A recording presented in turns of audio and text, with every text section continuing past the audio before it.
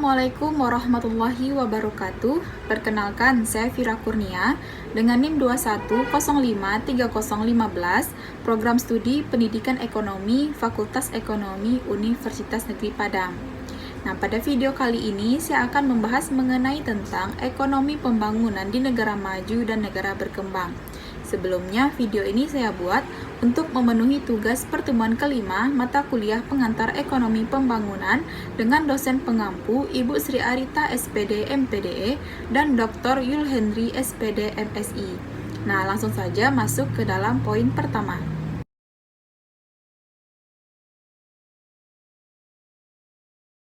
Apa itu pembangunan?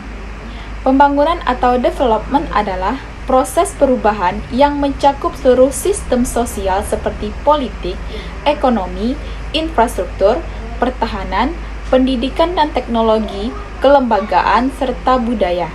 Nah, menurut Portes, tahun 1976, beliau mendefinisikan pembangunan sebagai transformasi ekonomi sosial dan budaya.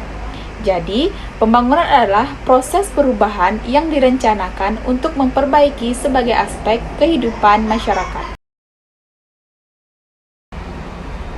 Apa itu teori ekonomi pembangunan?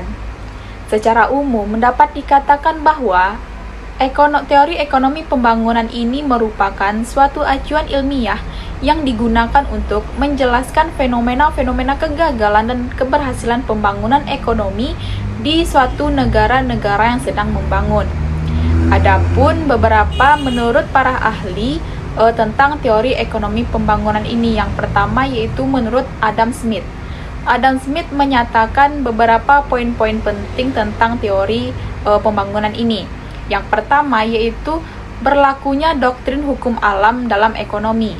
Yang kedua, proses pemupukan modal dilakukan sebelum pembagian tenaga kerja. Yang ketiga yaitu pembagian kerja adalah titik permulaan dalam meningkatkan daya produktivitas tenaga kerja.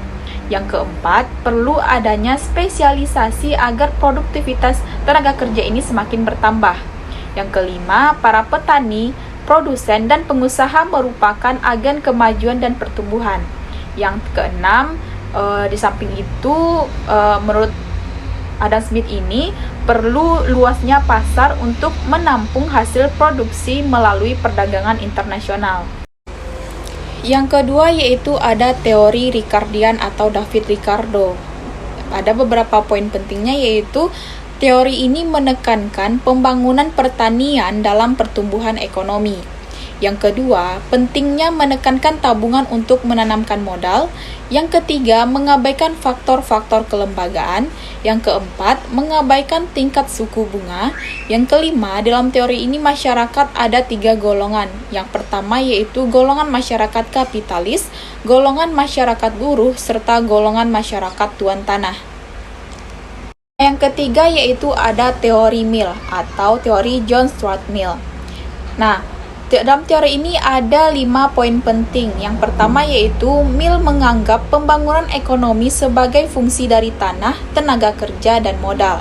Yang kedua, pengendalian pertumbuhan penduduk sebagai solusi dalam pengendalian modal. Yang ketiga, intervensi pemerintah diharapkan minim dalam usaha-usaha modal.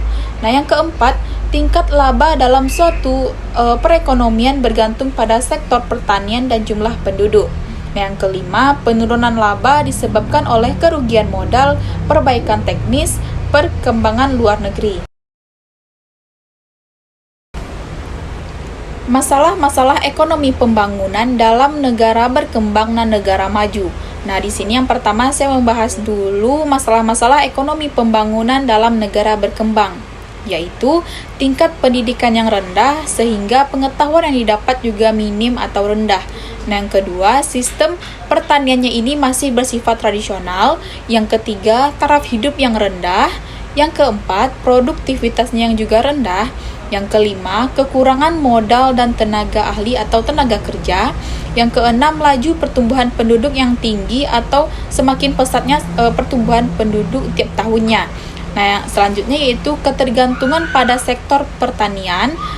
Dan yang terakhir, kemalasan dan ketidaksiplinan seseorang. Selanjutnya yaitu masalah-masalah ekonomi pembangunan dalam negara maju, yaitu yang pertama, permasalahan pembangunan ekonomi yang dihadapinya adalah rendahnya tingkat permintaan sehingga pertumbuhan output minim. Yang kedua, kekurangan tenaga kerja. Pada umumnya di negara maju ini memiliki jumlah penduduk yang rendah sehingga banyak industri di negara maju yang kekurangan tenaga kerja. Selanjutnya, persaingan yang tinggi. Dapat kita ketahui bahwa di negara maju ini pastilah sangat susah untuk bersaing karena taraf hidup yang sangat tinggi dan penduduknya yang sebagian besar sangat cerdas. Selanjutnya, kecanduan akan teknologi. Perkembangan teknologi sangat pesat di negara maju ini, terutama pada alat komunikasi sehingga orang lebih memilih menggunakan layanan jejaring sosial untuk berkomunikasi tanpa bertemu langsung dengan orang tersebut, serta kurangnya sosialisasinya. Masalah selanjutnya itu kerusakan lingkungan. Karena lahan di negara maju sangat sempit, maka hutan pun menjadi dikorbankan. Namun, kini di negara maju ini sudah mulai dapat menangani dampak-dampak akan kerusakan lingkungan tersebut. Masalah yang terakhir yaitu masalah sosial budaya yang memudar. Hal tersebut dikarenakan kesibukan penduduk di negara tersebut dalam bekerja. Bahkan di negara maju ada orang yang memilih untuk tidak menganut kepercayaan apapun agar tidak direpotkan dengan peribadatan. Kebudayaan di suatu daerah pun mulai ditinggalkan dan digantikan dengan gaya hidup yang modern. Adapun ciri-ciri negara berkembang, yaitu pertama, pendapatan per kapita yang cenderung rendah, yang mana pendapatan per kapita di negara berkembang tidak sebesar negara maju karena masih tingginya angka pengangguran. Menurut data dari World Bank, negara dengan pendapatan per kapita rendah diukur berdasarkan jumlah pendapatan per kapita di bawah 975 US dollar per tahunnya. Yang kedua, keamanan tidak terjamin. Oleh karena itu, angka kriminalitas di negara berkembang juga masih tergolong tinggi. Nah, yang ketiga, fasilitas kesehatan minim. Fasilitas kesehatan di negara berkembang juga tergolong minim. Belum banyaknya fasilitas kesehatan yang layak pakai menyebabkan penduduk di negara berkembang ini lebih rentan terserang penyakit. Oleh karena itu, angka kematian di negara berkembang pun juga lebih besar dibanding angka kematian di negara maju, yang kemudian mengakibatkan rendahnya angka harapan hidup. Yang keempat yaitu perkembangan penduduk yang tidak terkendali. Yang kelima, besarnya angka pengangguran di negara berkembang. Angka pengangguran masih tergolong tinggi karena lowongan pekerjaan yang tersedia belum tersebar secara merata. Selain itu, tingkat pendidikan yang kurang merata juga menjadi salah satu faktor yang menyebabkan besarnya angka pengangguran. Yang terakhir, impor lebih tinggi dibanding ekspor dikarenakan rendah pengelolaan SDA dan SDM negara berkembang, serta negara berkembang ini lebih sering membeli barang-barang dari luar negeri. Negara berkembang di benua Asia, yaitu ada Kazakhstan, Bangladesh, India, Iran, Lebanon, Filipina, Malaysia, Laos, Papua, Indonesia, Nepal, dan Kamboja. Di benua Amerika ada Argentina, Kolombia, Uruguay, Meksiko, Bolivia, Panama, Brazil, Chili, Peru, dan Guyana. Selanjutnya di benua Eropa ada Albania, Moldova, Rusia, Romania, Poland, Turki, Ukraina, Serbia, Bulgaria, dan Belarus. Selanjutnya di benua Afrika ada Afrika Selatan, Liberia, Afrika Tengah, Malawi, Nigeria, Gabon, Maroko, Mozambik, Republik Kongo, Zimbabwe, dan Tunisia. Selanjutnya di benua Australia dan Oseania, yaitu ada Federasi Mikronesia, Palau, Fiji, Samoa, Kepulauan Marshall, Tonga, Kepulauan Salomon, Nauru, Kiribati, dan Tuvalu. Kategori negara maju. Yang pertama di benua Asia ada Jepang, Hong Kong, Israel, Korea Selatan, Makau, Taiwan, Singapura.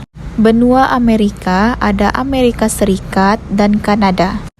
Benua Eropa ada Austria, Belanda, Denmark, Portugal, Prancis, Italia, Republik Ceko, Jerman, Latvia, Sweden, dan Switzerland. Selanjutnya ada benua Australia dan Oseania, yaitu ada Australia dan Selandia Baru. Kemana saja pemerintah ini? Jalan berlubang tak pernah ditambali, jembatan retak dibiarkan sendiri, jalanan macet tak pernah ada solusi. Semua orang mulai teriak sendiri kepada pemerintah yang sedang berdiri. Apa daya pemerintah sendiri, mau majung dikepung sana sini. Banyak orang yang ingin untung sendiri. Apalagi tandar mulai membanjiri. Siapa yang teriak tadi? Bantu kami, janganlah hanya berdiri. Kerja, kerja, kerja, itulah slogan kami. Agar rakyat tak hanya menunggu nasib yang katanya datang sendiri. Ayo bantu kami yang merasa punya negeri ini. Jangan mencari kesalahan-kesalahan kami, tapi berilah kami solusi agar nanti ada hasil yang pasti.